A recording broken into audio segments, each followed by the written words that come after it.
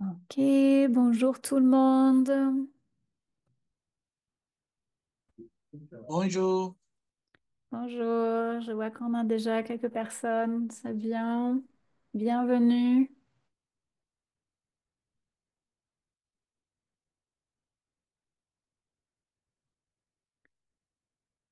Alors, on va laisser peut-être quelques secondes le temps que tout le monde arrive.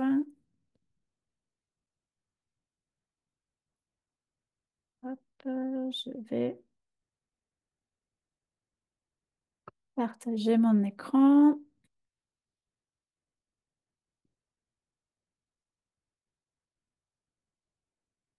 Voilà, donc n'hésitez pas à vous présenter dans le chat en attendant que les personnes arrivent.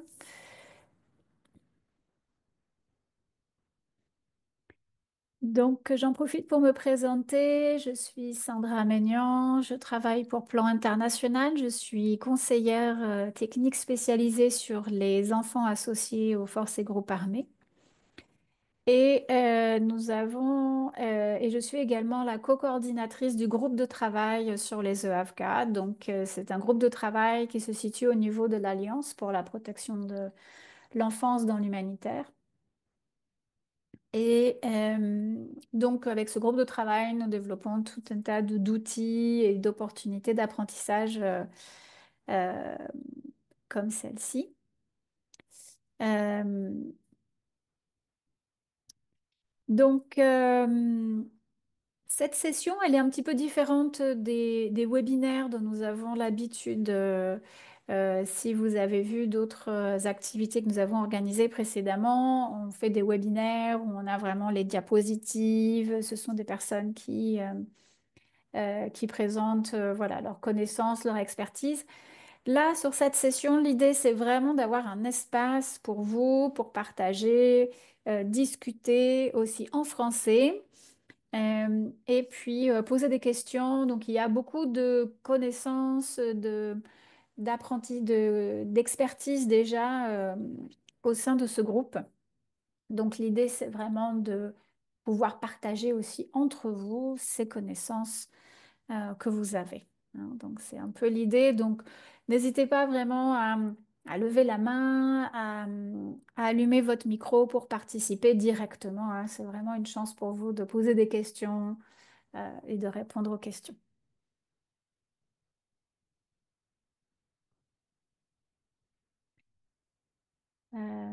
Alors, je regarde un peu. Voilà, ici j'ai le chat, les participantes. Très bien.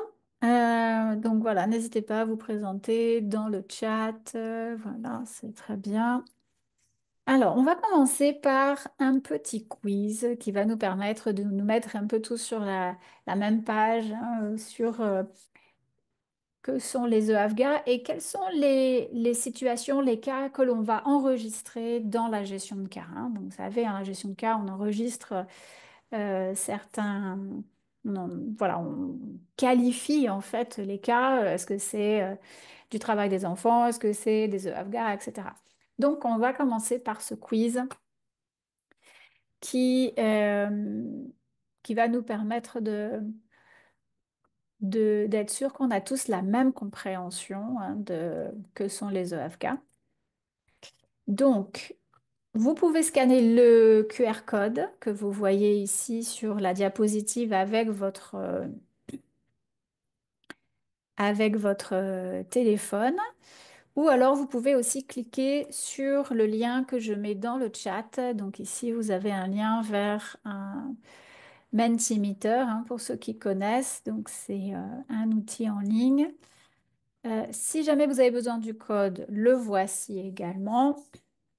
Donc, deux options. Soit vous prenez votre téléphone, vous scannez le QR code, ça vous permet d'accéder directement au quiz.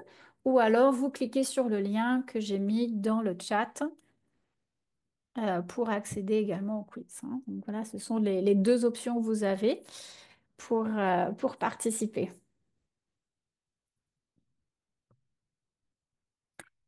Hop. Et puis ceux qui nous prennent en cours, n'hésitez pas à... Voilà, même si vous avez raté le début, vous pouvez toujours rejoindre le quiz en cours de route.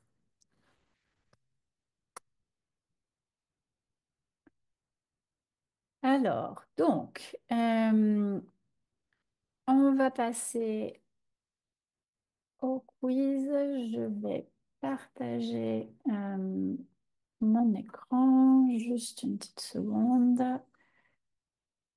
Voilà.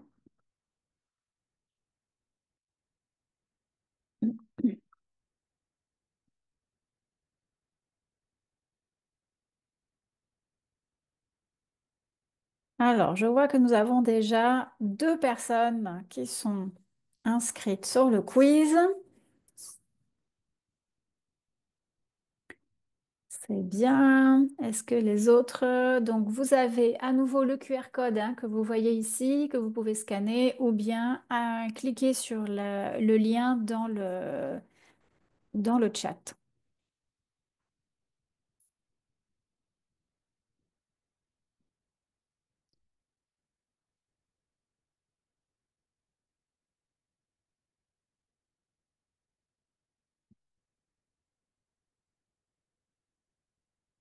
Mm.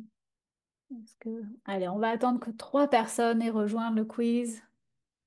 Est-ce qu'une autre personne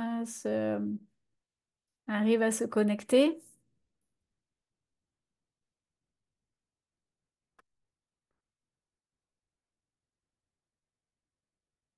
On a maintenant sept participants. Ah, on a perdu un joueur. Ok,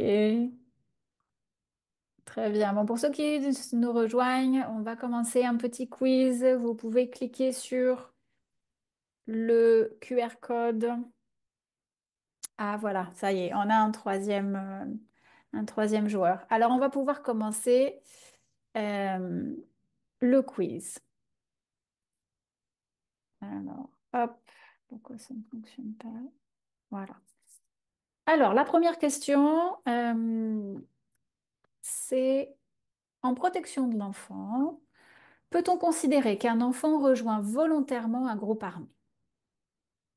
Oui ou non?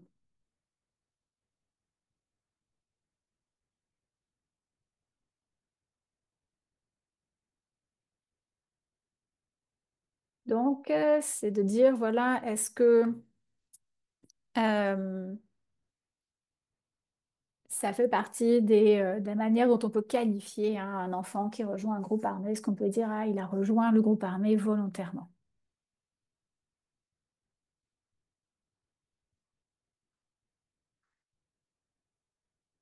Alors, vous avez encore quelques secondes pour répondre.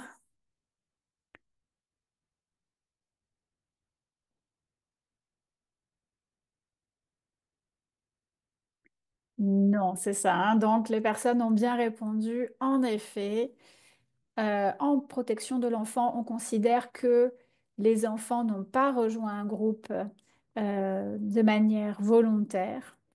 On dit que c'est toujours contraint, d'accord? Donc, même si l'enfant prend la décision de rejoindre le groupe armé, on va toujours considérer que cette décision qui a été prise a été contrainte, contrainte par la pauvreté, contrainte par le fait qu'il y ait un conflit, contrainte par les besoins de protection, par exemple, mais ce n'est jamais une décision qui est purement volontaire.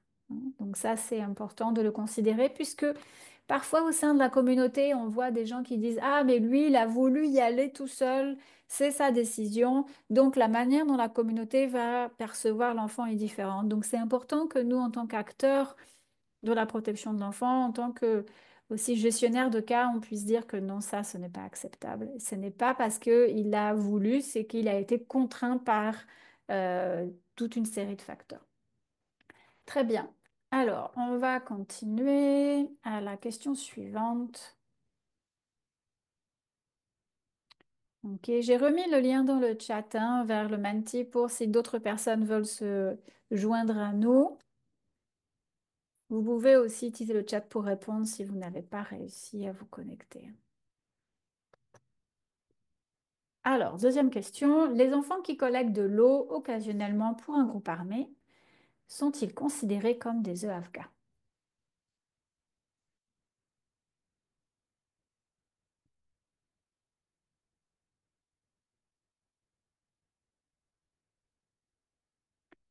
Donc là, c'est une situation où on a un groupe armé qui est là. Les enfants ne sont pas recrutés, hein. Ils vont, par exemple, dire aux enfants dans la communauté, ah, toi, viens ici, va aller nous chercher du bois, va nous chercher de l'eau. Hein. Alors oui, vous avez bien répondu. En effet, là, c'est une situation où on dit que les enfants, ils ne sont pas recrutés, mais ils sont utilisés par le groupe armé et donc ils sont aussi considérés comme afghans. Hein. Donc les enfants sont soit recrutés ou utilisés par le groupe ou la force armée. Très bien. Bon, bravo. Je vois aussi que dans le chat, hein, les gens ont répondu oui. Donc oui, vous avez tous bien répondu. Alors, passons à la question suivante.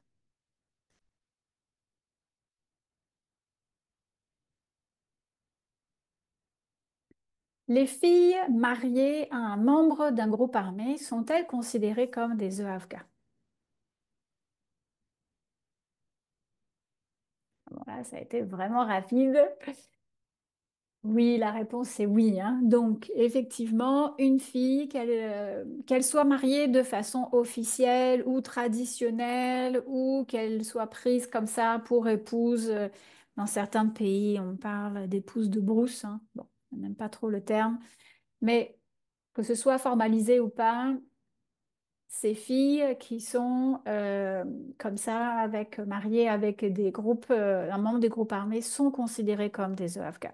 Ça, c'est important parce qu'il y a des pays où la- le mariage des enfants est assez répandu et finalement, on ne voit pas quelle est la différence. Donc on dit, ah non, mais ça, c'est du mariage d'enfants, c'est pas des enfants associés au groupe armé. Or, si, là, on a deux vulnérabilités qui se combinent. Il y a le mariage des enfants et en plus, le fait qu'elle soit mariée à un membre d'un groupe armé, elle est considérée comme kafag, comme Afgha, pardon. Et donc, c'est une double vulnérabilité pour cette fille et donc elle est bien considérée comme Afgha. Ça, c'est important.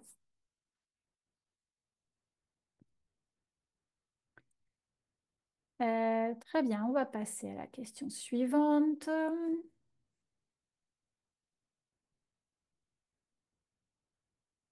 Alors, les enfants, ici on parle de bébés, hein, d'une fille afghane, sont-ils considérés comme afghans également?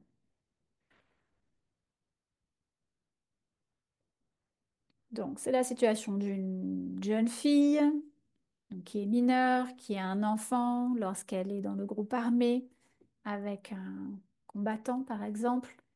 Est-ce que son bébé, on va l'enregistrer dans la gestion de cas, hein, on va l'enregistrer comme afghan?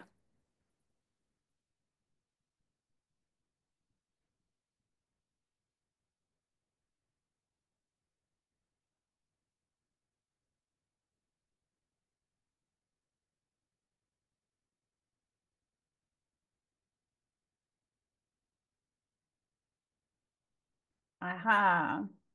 Là, c'était une question un peu piège, hein, un peu difficile.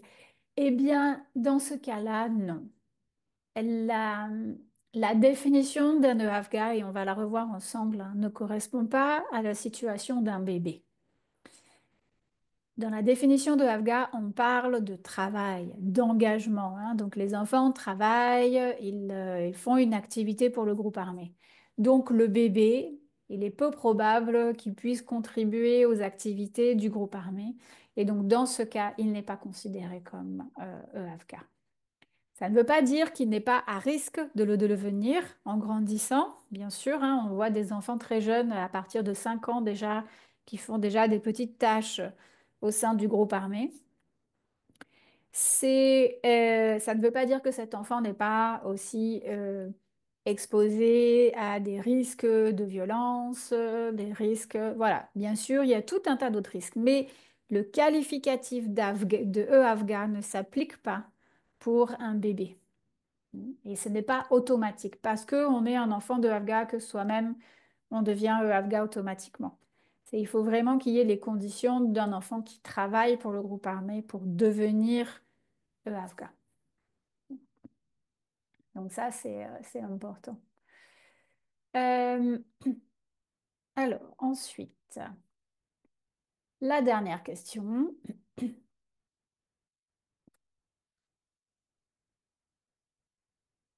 On a la situation d'un fils, donc c'est le fils d'un membre d'un groupe armé. Est-ce qu'il est considéré comme EAFGA? De manière automatique, je veux dire, hein. Là, c'est parce que je suis le fils je sais pas, du commandant, d'un soldat pour ce qui est impliqué dans un groupe armé. Est-ce que automatiquement on dit cet enfant-là est EAFGA? Non, vous avez bien répondu. Vous n'êtes pas tombé dans le piège. Effectivement, hein. Et ça, c'est important aussi parce qu'on voit des situations de certains pays, notamment lorsque le groupe armé est désigné comme organisation terroriste. Ils ont tendance à dire toute la famille, par exemple, s'il y a une personne de la famille qui est engagée dans le groupe armé, ils vont dire toute la famille, vous êtes aussi des membres de ce groupe par extension et définition. Or, ça, c'est vraiment un axe de plaidoyer pour nous. Dire ce n'est pas parce que le père de cet enfant-là a été engagé que cet enfant a été lui-même impliqué dans les activités du groupe. D'accord? Donc, il faut vraiment faire cette distinction jusqu'au moment où on peut dire que, ah, effectivement, l'enfant, il a contribué, il a porté les armes ou il a transporté du matériel, il a peut-être passé des messages, collecté des informations. Là, oui, mais sinon, jusqu'à la preuve du contraire, cet enfant n'est pas automatiquement désigné comme EAFK. Et ça, c'est important de ne pas tomber dans ce piège-là parce que sinon, les autorités risquent de également considérer ces enfants-là comme associés au groupe armé et le risque, c'est qu'ils soient arrêtés et emprisonnés, hein. Donc, bien faire attention. Très bien. Donc, c'était la dernière question. On va voir de nos deux participants qui a gagné. Eh bien, c'est la première personne. Donc, c'est 67 53 02 60. Qui est-ce? Qui avait le symbole du crabe? Est-ce que vous voulez vous Oui, présenter? et moi, Ah, juste c'est pour Georges. saluer tout le monde. Ouais. Bravo, Georges. Tu as gagné le Merci. quiz. Merci. Très bien. Bon, c'était un petit quiz, voilà, pour se mettre, on va dire, en jambe sur la question des EAFGA, être sûr qu'on est tous bien d'accord sur quels sont les profils qu'on va enregistrer pour de la gestion de cas. Euh, Maintenant, je vais vous partager à nouveau la définition d'un EAFGA. Euh, C'est la définition des principes de Paris, hein. Donc ça, c'est vraiment le document de base, c'est celui auquel on se réfère. Si un jour vous avez un doute, vous ne savez pas, est-ce que ça, c'est vraiment une situation de Afghan, vous pouvez retourner voir la définition dans les principes de Paris et là, vous aurez la réponse. Donc, la définition d'un EAFGA, c'est un enfant donc associé à une force, à un groupe armé, désigne toute personne âgée de moins de 18 ans qui est ou a été recruté ou utilisé, hein. Donc là, on fait la distinction entre recruter et utiliser. On l'a vu tout à l'heure. Utiliser, ça peut être de manière ponctuelle, par une force armée ou un groupe armé, à quelque titre que ce soit, y compris, mais sans illimité, les enfants, les garçons et les filles, utilisés comme combattants, cuisiniers, porteurs, messagers, espions ou à des fins sexuelles. Il ne s'agit pas seulement d'un enfant qui a participé directement aux hostilités, hein. Donc, on voit bien ici qu'il y a vraiment cette notion de travail, de, de comment dire, d'utilisation, même on peut dire presque d'exploitation, hein, dans le groupe armé. L'enfant contribue à- au groupe. Est-ce qu'il y a des questions ou des réflexions par rapport à ça?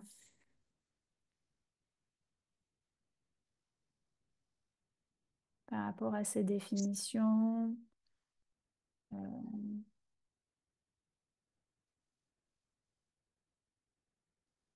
Bon, jusque-là, c'est clair, hein? Jusque-là, c'est clair, ça va? Ok, très bien. Bon, merci. Ok, alors on va pouvoir continuer. Maintenant, je voulais vraiment donner cet espace-là pour vous, pour poser des questions, partager. Et donc, j'aimerais savoir quels sont les défis que vous rencontrez lorsque vous faites de la gestion de cas pour les EAFK. Quels sont les problèmes principaux auxquels vous faites face?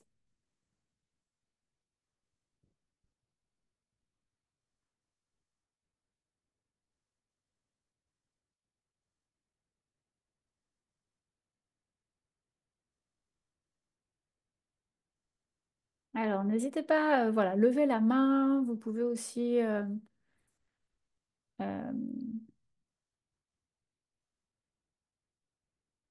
hop, alors, Oui, Sandra. oui, allez-y, Oui, Emmanuel. oui. Je peux dire les principaux défis auxquels nous faisons face. Là, je parle de dans les contextes de l'Ituri, à l'est de la Mhm, République démocratique du Congo, où souvent les groupes armés sont permanents et il y a des enfants qui sont séparés de ces groupes. Et lors des réunifications, parfois, ces amis qui sont restés dans les groupes ont tendance toujours à les mobiliser encore pour qu'ils reviennent, pour qu'ils rejoignent encore les groupes armés. Donc, cette permanence-là, c'est vraiment un grand défi pour séparer ces enfants de ces groupes armés. Mais mhm, aussi les centres de transit, par exemple, qui ne sont pas dans toutes les zones où les groupes armés se trouvent. Par exemple, ici, on a vraiment un grand centre de transit sur place à Bunia, mais pour y mettre des enfants, ça va demander un coût, les ramener de leur milieu, et puis les prendre en charge ici. Et puis, pendant tout ce temps, quand on va encore les réunifier dans sa famille, ils trouvent encore le même groupe. Donc, voilà un peu les défis auxquels nous faisons face par rapport à la réalité de notre mhm. milieu. Merci. Ouais. Alors, donc, si j'ai bien compris, il y a la question de la pression des pairs, hein. C'est-à-dire que les copains qui sont encore là-bas disent non, reviens, moi j'ai gagné de l'argent ou j'ai eu telle chose grâce à ça. Et donc ça fait une forme de pression, hein, de la part des amis ou des pairs. Il y a la question des CTO qui sont pas disponibles ou c'est difficile d'accès parce qu'ils sont pleins. Et le fait que le conflit soit encore présent avec encore cette continuité des recrutements qui fait qu'il y a un risque important de re-recrutement, hein. Ok, donc on va commencer par ces questions-là et puis après je vois là il y en a d'autres qui arrivent sur la stigmatisation pour aller prendre dans un deuxième temps. Est-ce que il y a des personnes qui souhaiteraient partager leur peut-être des éléments de réponse pour Emmanuel?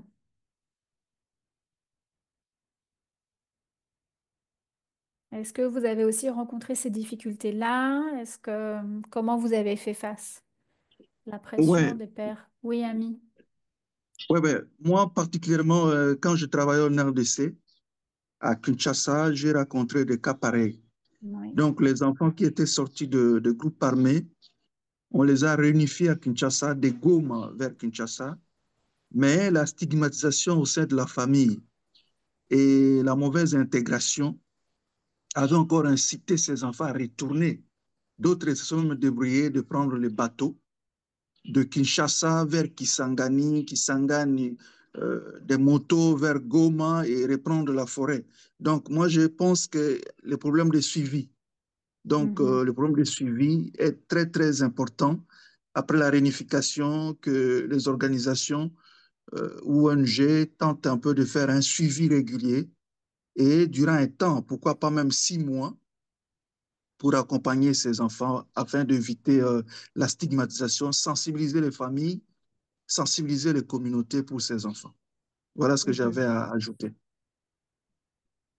Oui, c'est ça. Effectivement, la question du suivi. Euh, Oui, Pastor. oui. Mhm. Est-ce que vous m'écoutez? Oui, oui, ah, c'est Cathy, oui. Allez-y, Oui. Cathy.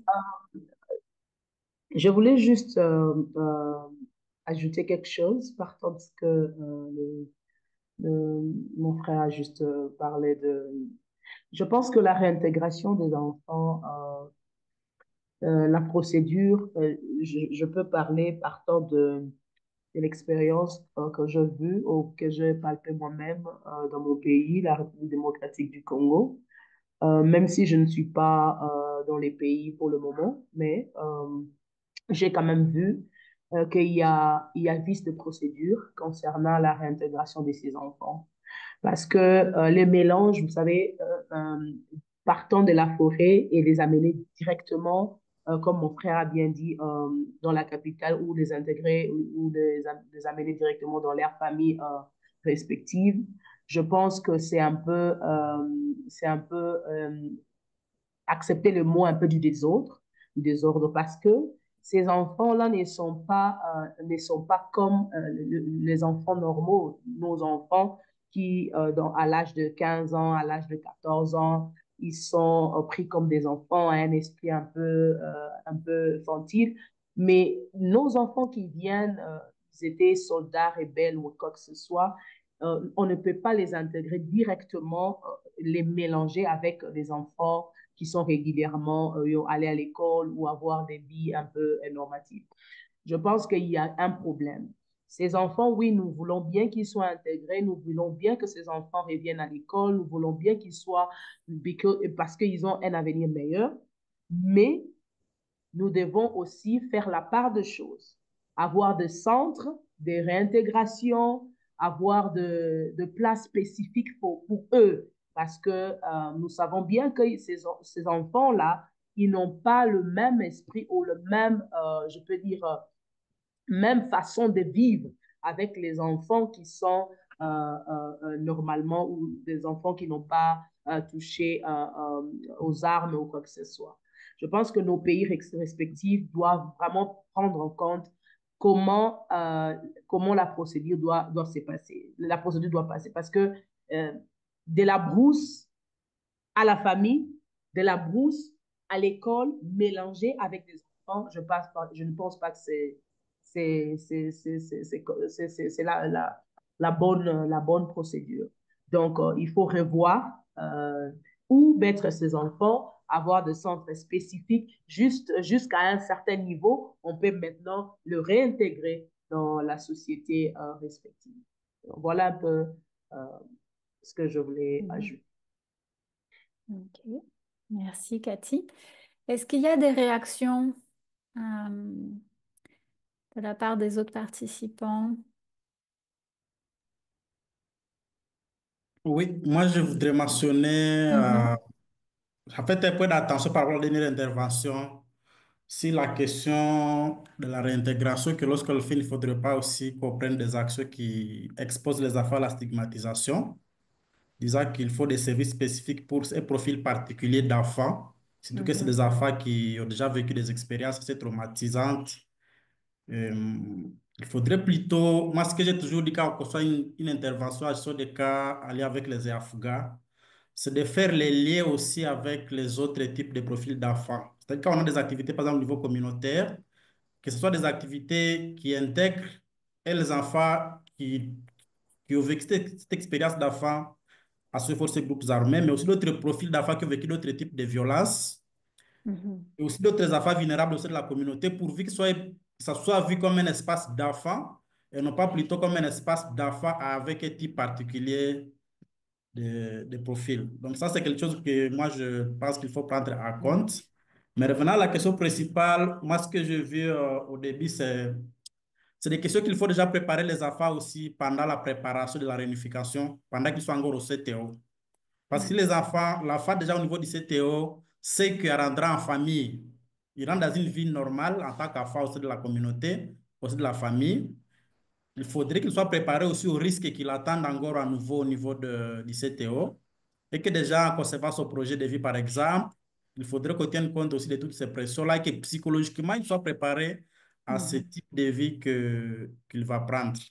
Mais ce que j'ai vu aussi quand je supervisais certains CTO aussi avec des partenaires locaux, C'était défiant en tout cas aussi que déjà la prise en charge au CTO n'était pas, je dirais, ne prenait pas en compte les réalités de la force qui va rentrer à la famille. La famille, il mange une ou deux fois le jour, mais surtout, il mange presque trois ou quatre fois.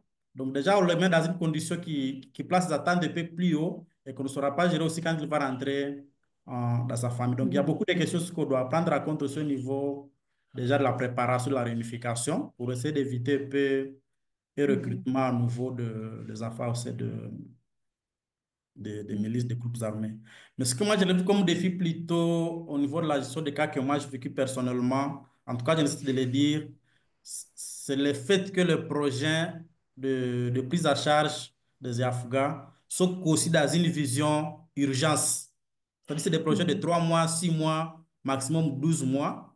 C'est vrai, ça Mhm. permet de travailler sur peut-être la préparation de la réunification, la réintégration, et puis un accompagnement à première vue dans les 3 à 6 mois. Mais après, ça devient difficile parce que le projet prend fait 6 mois après ou 12 mois après. Et on ne sait pas faire le suivi. Il y en a fois qui est dans un groupe à 3 4 ans. C'est pas sûr que c'est à une année qu'on pourra s'assurer qu'en tout cas, il est dans un environnement assez protecteur et qu'on a essayé de travailler sur l'ensemble des problématiques qui sont dans sa famille, donc on le prenne en compte. Et ça, c'est un. Et deuxième aspect que moi j'ai rencontré aussi, c'est le fait que les projets de réintégration au niveau de famille, les aspects là souvent, lorsqu'elles sont mal, c'est-à-dire on considère l'enfant en tant qu'enfant et non pas considérer l'enfant et renforcer aussi la capacité de la famille à pouvoir continuer à prendre charge de l'enfant au quotidien. Souvent, ça tourne Mhm. mal. Donc, Mhm. c'est toujours intéressant de concevoir une activité de prise en charge de réintégration, accompagner ça avec des actions un peu supplémentaires, aller avec le renforcement des capacités de la famille pour la prise en charge continue des enfants au sein de la famille. Mhm. Oui, tout à fait. Merci Georges, merci à tous. Est-ce qu'il y a d'autres Oui, réactions? Oui, oui. Bonjour tout le monde. Moi, c'est Quentin. Euh, bonjour. J'aimerais en ajouter par rapport à ce que les collègues viennent de le dire. Il y a aussi autre difficulté liée aux partenaires de mise en œuvre ou les partenaires qui sont mandatés dans le cadre de ces activités avec les EAFGA. Par exemple, dans nos côtés, au niveau nord-est de la RDC, il y a les agences des Nations Unies telles que MONUSCO, Section Child Protection et UNICEF qui sont beaucoup engagés, mais aussi quelques acteurs humanitaires nationaux et internationaux. Il n'y en a pas beaucoup. À ce Mhm. qui engage le renforcement des capacités, vous trouverez qu'il y a moins d'acteurs qui interviennent dans ces secteurs vraiment qui engagent les enfants. Mais aussi, il y a autre difficultés liées au programme PEN-DEDER que connaît le gouvernement. Il y a beaucoup de relatifs dans ce genre de réponses, mais aussi des difficultés que le gouvernement prouve dans ce genre de réponses en ce qui concerne les enfants et Afghans. Merci. Merci beaucoup. Oui, donc voilà, beaucoup de difficultés en effet, hein, j'ai noté un peu. Donc, je pense que ce qui ressort de tout ça, c'est vraiment l'importance de la préparation. Préparation de l'enfant, préparation de la famille. Effectivement, on réunifie pas comme ça un enfant presque du jour au lendemain sans préparation. Donc, il y a souvent, hein, d'ailleurs vous l'avez mentionné, l'enfant, il a vécu avec un groupe armé. Dans ce groupe armé, il y a des normes, il y a souvent une normalisation de la violence, il y a une façon d'interagir entre soi, une façon de régler les problèmes, par exemple, souvent en utilisant la force. Il y a aussi des responsabilités que ces enfants ont acquises, hein, des, des rôles importants qu'ils ont joués au sein du groupe. Et puis, lorsqu'ils sortent, on leur dit, voilà, tu retournes dans ta famille, tu redeviens enfant, tu es un petit là, tu respectes ton papa, ta maman. Vous voyez, mais ça, cette transition-là, elle ne peut pas se faire en une journée. Je veux dire, dans la tête de l'enfant, toute son identité, tout ça, ça doit à nouveau basculer vers une identité civile.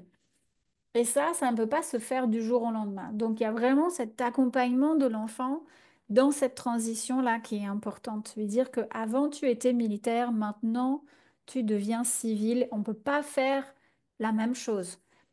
Et donc, on ne peut pas utiliser la violence pour régler les conflits. On ne peut pas mettre un coup de couteau dans la fesse du voisin parce qu'on veut prendre sa chèvre. Vous voyez, ce genre de choses, ce n'est plus acceptable. Et c'est ça qui va aussi aider à réduire la stigmatisation et à l'acceptation de la part de la communauté, hein, dont mentionnait Cathy. Je suis d'accord avec Georges pour dire que le fait de les exclure de la communauté, de les parquer à part, ça ne va pas favoriser leur intégration. Donc, il faut vraiment faire un peu cet équilibre entre on les mélange, ils sont réintégrés dans la communauté, mais avec un accompagnement. On ne laisse pas juste tout seul comme ça. Donc, cet accompagnement, il est régulier pour qu'ils puissent comprendre les nouvelles normes sociales. À des fois, on dit, mais c'est évident, mais c'est pas si évident que ça, lorsque pendant des années, peut-être, vous avez été dans un environnement où les normes sociales étaient différentes. Il y a aussi, quelqu'un l'a mentionné, la préparation de la famille. C'est extrêmement important. La manière dont la famille va accueillir l'enfant le jour même, là, ça va presque être un indicateur de comment la réintégration va se passer. Si la famille n'accueille pas bien l'enfant, l'enfant déjà ne va pas se sentir accepté au sein de sa famille.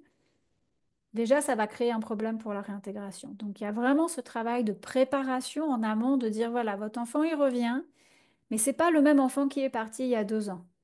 Aujourd'hui, voilà, il est différent, il a vécu des expériences différentes. Votre rôle en tant que parent, c'est de l'accompagner dans cette transition qui va pas être facile. D'accord? Si votre enfant a eu des responsabilités, vous pouvez plus le considérer comme un petit garçon. D'accord? Donc, c'est aussi le valoriser dans les choses qu'il peut faire. Euh, donc, il y a tout ce travail de préparation de la famille. Et pour ça, il y a un outil qui a été développé par IRC. C'est un programme de compétences parentales spécialement pour les parents d'enfants EAVGA. Ça, cet outil-là, il est disponible il est traduit en français, il est disponible sur la page web du groupe de travail des EAVGA. Là, vous allez pouvoir accéder à toutes les ressources et ça en fait partie. Ça, c'est vraiment important. Aussi, la manière dont les parents vont recevoir l'enfant, souvent, c'est observé par la communauté. Donc, la communauté va regarder, va dire, ah, les parents, là, rejettent leur enfant. Donc, si même les parents rejettent l'enfant, c'est que vraiment l'enfant doit être mauvais. Vous voyez, dans l'inconscient, là, de la communauté. Et donc, ils vont eux aussi rejeter l'enfant. Donc, s'ils voient qu'au contraire, les parents acceptent l'enfant, déjà, ça peut aider un peu plus à favoriser la réintégration au niveau communautaire. Euh, donc, travailler avec la famille. Je pense qu'il est important aussi, et ça, ce sont des expériences que l'on voit, par exemple, au Népal, ils ont eu une approche que j'ai beaucoup aimée, euh, où souvent la gestion de cas, c'est cher, hein. Donc, il nous faut des travailleurs sociaux qui sont là. Quelqu'un a parlé de 6 mois de suivi, mais 6 mois de suivi, c'est pas assez, hein. C'est beaucoup plus long que ça. Au Népal, ils disent c'était 2 ans et ils trouvaient que c'était pas assez long. Donc, la réintégration des EAVGA, c'est différent de la réintégration des enfants séparés non accompagnés, par exemple, hein. On est sur minimum 1 an. Il faut vraiment compter cette durée-là parce qu'on sait que les difficultés sont telles que c'est la durée minimum. Donc, faire un projet de réintégration avec de la gestion de cas à moins d'1 an, déjà, vous pouvez dire à votre bailleur de fonds, c'est pas possible. Si on vous donne 3 mois de financement, 6 mois, moi, je vous conseille de dire non, parce que vous n'allez pas pouvoir faire du bon travail et vous allez commencer quelque chose. Vous allez presque créer de la frustration plus qu'autre chose, parce que vous n'allez pas pouvoir suivre l'enfant sur la durée. Sauf si vous savez qu'il y a un autre financement qui arrive derrière qui peut prendre le relais. Mais à ce moment-là, il faut continuer le travail avec les mêmes enfants. Vous ne prenez pas de nouveaux enfants, vous voyez? Donc, 1 an minimum pour la gestion de cas. Et là, il y a tout un travail qu'on appelle, c'est comme un réseau, comme un filet de sécurité que l'on met autour de l'enfant. Donc au Népal, ce qu'ils ont fait, c'est qu'ils ont dit, voilà, on travaille. Alors, ils travaillaient avec la famille. Il y avait systématiquement, je dois avoir une petite diapositive sur le Népal ici. Voilà. Donc, il y avait des moyens de subsistance aux familles, l'inscription des enfants à l'école, et il y avait la mise en place, c'est comme un filet de sécurité, avec entre 5 et 7 personnes qui sont membres de la communauté. Cette personne-là était choisie en accord avec l'enfant, d'accord? Donc, on dit à l'enfant, qui est-ce que tu veux dans ton réseau? Ce sont des personnes qui sont en dehors des parents, d'accord? Parce que souvent, il peut y avoir des conflits avec les parents. Donc, il ne faut pas que ce soit les parents, c'est des personnes, ça peut être un voisin, ça peut être un grand frère qui maintenant a quitté la maison, s'est installé avec sa famille, ça peut être un leader religieux. Vous voyez, c'est des personnes en qui les enfants ont confiance. Et donc, ces personnes-là, elles restent dans la communauté. Donc, même si le travailleur social n'est pas là, même si le projet termine demain, et on sait qu'aujourd'hui, avec la réduction des financements, ça va être de plus en plus difficile de financer des projets à long terme.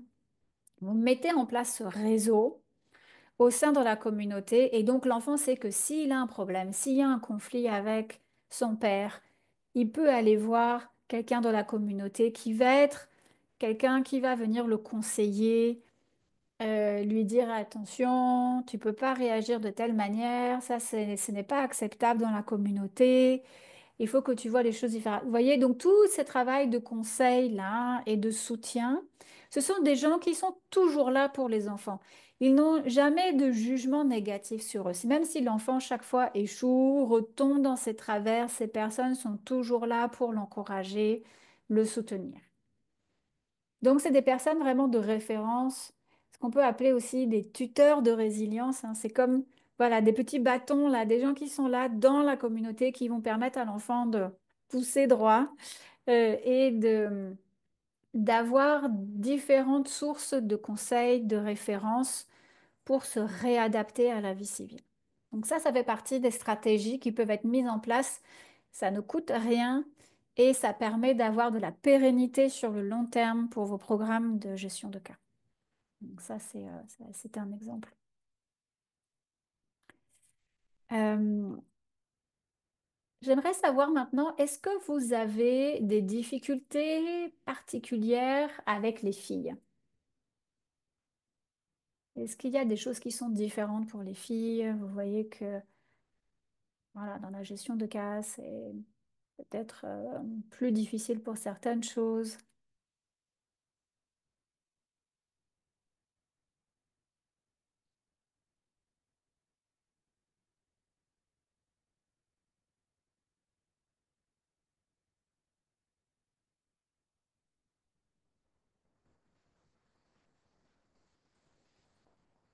N'hésitez pas à allumer votre micro,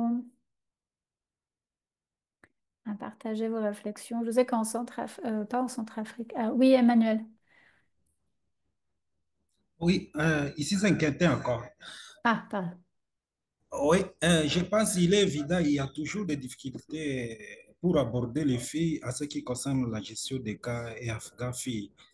Parce que par rapport aux échanges et interlocutions qu'il y aura lié entre les travailleurs sociaux et ils sont toujours fermés et les enfants associés aux forces et groupes armés, filles, ne sont pas aussi faciles comme d'autres filles de la communauté. Et ils sont aussi plus agressifs que les garçons à ce qui concerne leur personnalité par rapport à tout ce qu'ils ont subi au sein des groupes armés et maltraitance, je ne sais pas moi, les formations qu'ils ont subies. Pour des échanges, il faut avoir beaucoup de tact, mais aussi il faudrait que ce soit une femme qui pourra vraiment les aborder avec beaucoup plus de précision et technique pour la communication en ce qui concerne ces enfants. Merci. Mhm. Merci beaucoup. Oui, c'est vrai que c'est important d'avoir des femmes qui puissent prendre en charge et parler avec ces filles, hein, des femmes travailleurs sociales qui puissent vraiment aborder les choses de manière peut-être différente que le ferait un homme. Donc ça fait partie des stratégies. Euh, Est-ce qu'il y a d'autres J'ai partages une autour des question. filles? Oui. J'ai une question par rapport à ce que vous avez dit, notamment les gens dans la communauté qu'on peut sélectionner comme Mhm. les tuteurs de la résilience pour l'enfant. Oui. Est-ce que ces gens, ils vont travailler comme ça, par exemple, sans un briefing ou une formation, comment ils vont se comporter, quelle attitude vis-à-vis des enfants? On va les Mhm. prendre directement comme ça et les laisser pour être comme tutelle? C'est ça la question. Oui, non, c'est une bonne question. Non, l'idée, c'est que déjà, il y a un premier travail avec l'enfant, de dire, voilà, quelles sont ces personnes. Donc, c'est important que ce soit lui qui choisisse les personnes. D'accord? Parce que vous allez dire, ah, je sais pas, le chef religieux, il doit faire partie du groupe, alors qu'en fait, l'enfant n'aime pas du tout cette personne. Donc, voilà, cette personne, s'il n'y a pas un lien déjà un peu d'affectif, ça ne va pas fonctionner. D'accord? Donc, c'est pas le travailleur social qui choisit, c'est vraiment l'enfant. Ensuite, il y a effectivement tout un travail de préparation avec ces personnes où on va leur expliquer leur rôle. C'est pas un rôle il n'y a pas d'argent, hein. C'est vraiment des gens qui sont là, qui sont là juste pour conseiller l'enfant. Et effectivement, le fait que ces personnes puissent, par exemple, participer à tout ce qui est activité de compétences parentales, par exemple, comprendre ce que les enfants ont traversé et tout ce rôle de tuteur de résilience. Alors, j'ai une petite diapositive sur les tuteurs de résilience. Voyons voir ici. Donc, les tuteurs de résilience, ça, c'est un concept qui a été développé par des scientifiques, pas des scientifiques, des psychologues, notamment en France. Donc, ces tuteurs de résilience, c'est des personnes qui font preuve d'empathie et d'affection. Donc, ils sont vraiment là dans l'empathie, hein. Et donc, ça, l'empathie, c'est pas tout le monde qui a de l'empathie. Donc, il faut vraiment, parce que si les gens disent, ah là là, mais bon, moi, je m'en fiche un peu de ce que tu fais, de ce que tu as traversé, ça, c'est rien du tout, forcément, ça va pas fonctionner. C'est des personnes qui se concentrent sur les aspects positifs de l'enfant. Donc, ils vont constamment valoriser l'enfant, dire, mais bon, là, tu n'as pas réussi ton examen à l'école, mais regarde, tu es vraiment doué dans telle chose, regarde les dessins que tu fais, c'est magnifique. Là, tu as vraiment ces qualités de chanteur, tu chantes bien à la chorale. Bon, vous voyez, c'est des personnes qui vont être constamment en train de dire, voilà, toi, tes qualités, voilà les aspects positifs. C'est des personnes qui laissent l'enfant parler, qui le laissent aussi rester silencieux si besoin, hein. Ils ne sont pas tout le temps en train de dire, bon, raconte-moi, qu'est-ce qui s'est passé, pourquoi, comment. Ils n'abandonnent pas malgré l'échec parce que souvent, ce sont des enfants qui, voilà, il y a des objectifs et puis ils ne sont pas forcément atteints, donc il y a des échecs, on recommence. Ils sont tout le temps là à soutenir, même si c'est 25, 30 fois que l'enfant tombe, les gens sont là pour l'aider. Euh, il respecte aussi le chemin de la résilience que l'enfant a choisi. Peut-être l'enfant a décidé de, je sais pas, de se lancer dans une activité que eux n'approuvent pas. Eh bien, par exemple, je sais pas, ils veulent devenir agent de sécurité. Et eux, peut-être, bon, ça ne leur dit trop rien. Mais si c'est ce que l'enfant a choisi en devenant adulte, eh bien voilà, c'est le fait de respecter les choix de l'enfant. Il renforce l'estime de soi et ils évitent les petites phrases gentilles qui font mal du type oui, oui, bon, ça va, mais t'inquiète pas, ça va aller, ça va aller, tout va bien. Oui, des gens qui ignorent en fait vraiment ce qui se passe réellement. Voilà, donc c'est ça les tuteurs de résilience. Et donc on parle du triangle fondamental de la résilience. Euh, bon, ça rentre dans les choses un peu plus techniques, mais voilà, je vais m'arrêter ici. Donc l'idée des tuteurs, vous savez, un tuteur, c'est comme si c'est quand on veut faire pousser une plante, des fois on met un petit bâton, vous voyez, pour que la plante pousse droit autour du bâton. Donc voilà, c'est cette image-là que ces personnes-là sont des tuteurs qui permettent à l'enfant de pousser plus ou moins droit et de l'aider à grandir. Voilà.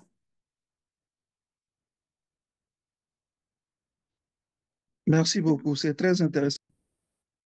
Avec plaisir, merci Ami. Très bien. Alors, est-ce qu'il y avait d'autres questions auxquelles on n'a pas répondu? Il y avait des questions de stigmatisation, hein, j'ai vu aussi, ça c'est venu plusieurs fois. Je vois Joyeuse, Kataka qui en parle. Euh, Est-ce que certains d'entre vous ont développé des stratégies qui ont fonctionné pour réduire la stigmatisation?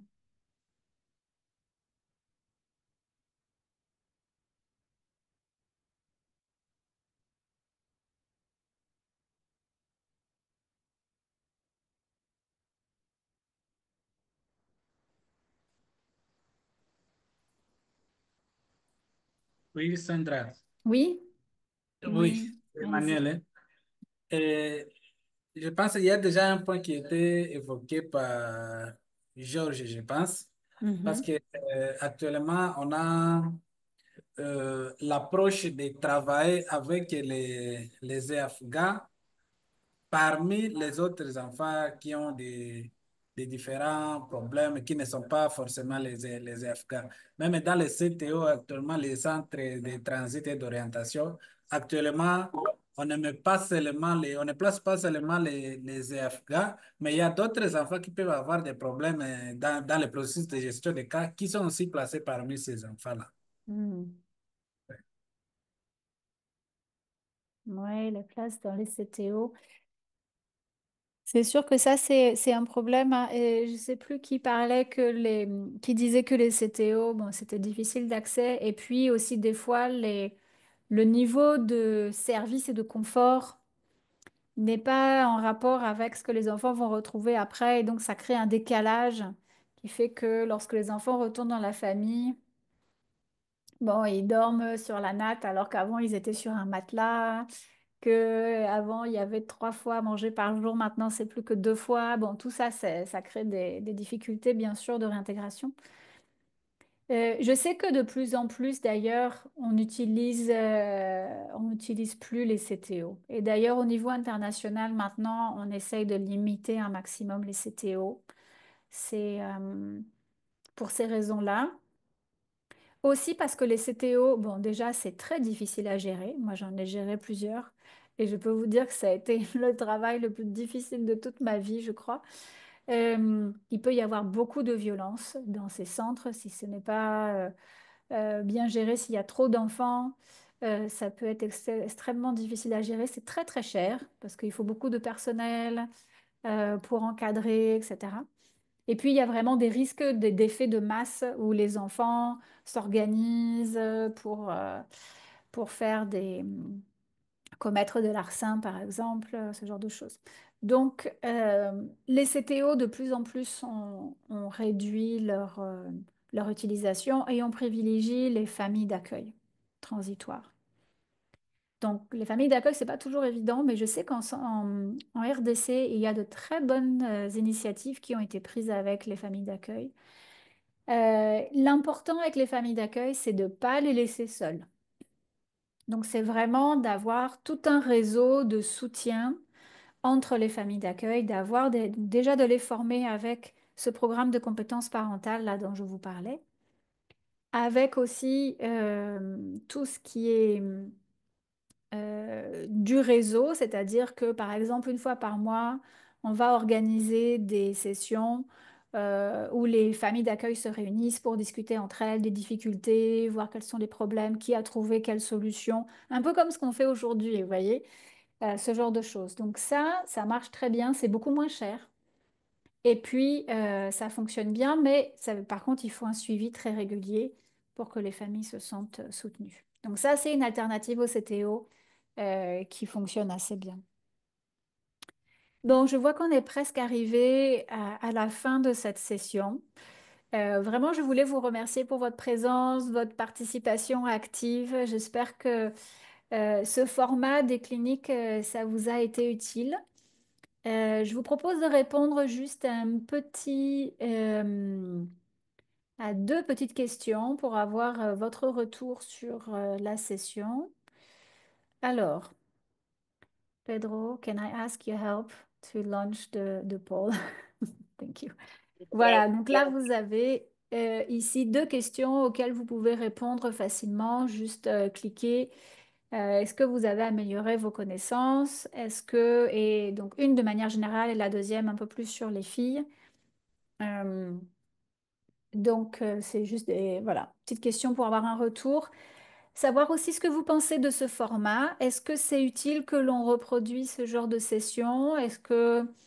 Ou est-ce que vous préférez peut-être un format plus webinaire, hein? Bon, les deux ne sont pas, euh, comment dire, on peut garder les deux formats, mais est-ce que ce format-là de clinique où on a plus d'échanges vraiment pour vous, pour participer, est-ce que c'est intéressant pour vous? Voilà, n'hésitez pas aussi à nous faire un retour dans le chat.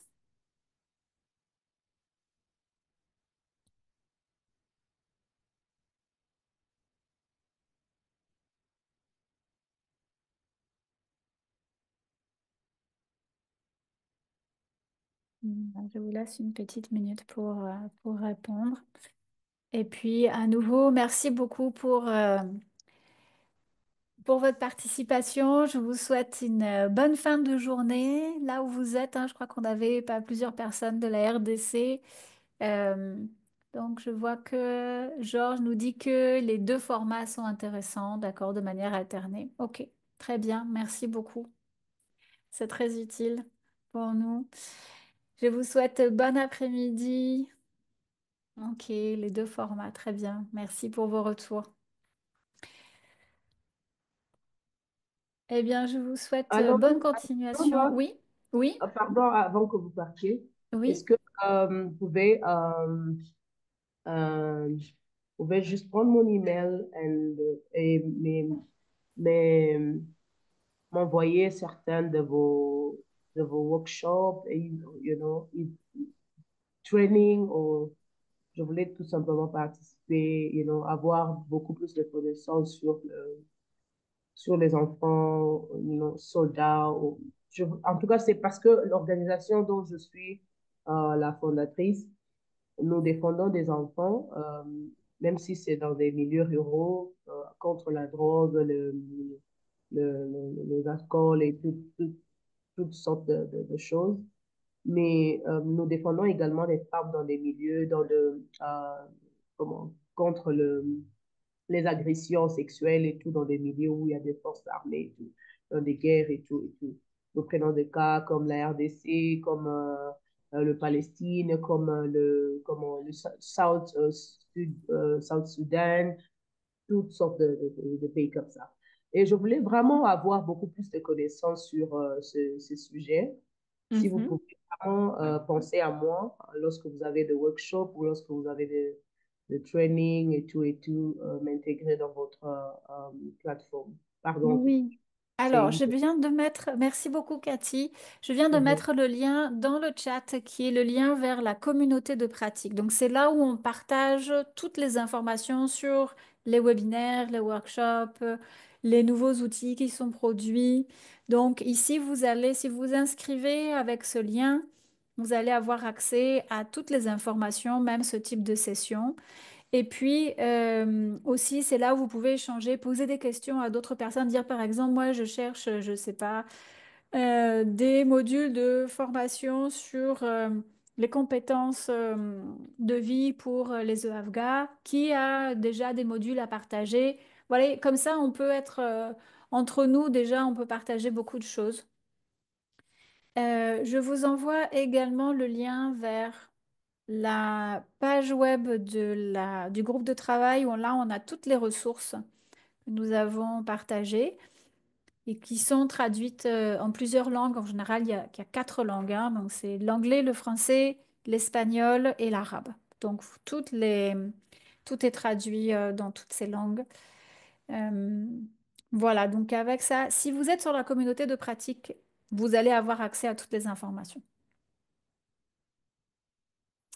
Voilà. Merci beaucoup à vous tous. Je vous souhaite une bonne fin de journée. Merci pour votre participation et puis au plaisir de vous retrouver sur un prochain événement. À bientôt. Merci. Merci. Merci, au revoir. Au revoir. Merci, à bientôt.